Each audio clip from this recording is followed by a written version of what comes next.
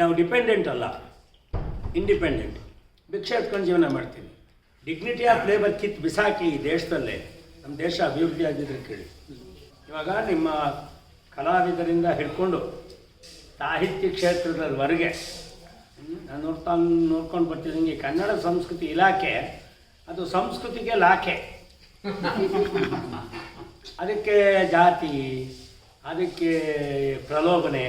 Arvind the saint, the musician, teacher, artist, scientist, scientist, they are all natural fruits in our Indian soil.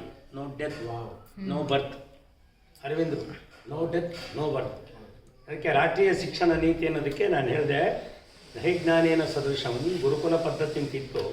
ಆ ಗುರುಕುಲ ಪದ್ಧತಿ ಒಳಗೆ ಜಾತ್ಯತೀತವಾಗಿ ಪಾಠ ಕಲಿಸ್ತಾ ಇತ್ತು. ಇಂಥ ಜಾತಿಯವನಿಗೆ ಅಂತ ಕಲಿಸ್ಲಿಲ್ಲ.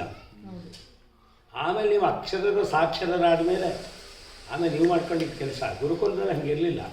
ರಾಮ ಲಕ್ಷ್ಮಣನ ಜಾತಿ ಮೇಲೆ ಕರೆದ್ರ ಕರೀದಿಲ್ವಲ್ಲ, ಗಾರ್ಗಿ ಇದಕ್ಕೆ ಜಾತಿ ಮೇಲೆ ಕರೆದ್ರ ಕರೀದಿಲ್ವಲ್ಲ, ಏಕಲವ್ಯನ ಜಾತಿ ಮೇಲೆ ಕರೆದ್ರ ಕರೀದಿಲ್ವಲ್ಲ. ನಾವು ಪರಂಪರೆಯನ್ನು ಯಾವಾಗ ಮರಿತೀವೋ ಹೋಯ್ತು. ನಮಗೆ ನೀತಿಗಿಂತ ಜಾತಿ ಮುಖ್ಯ.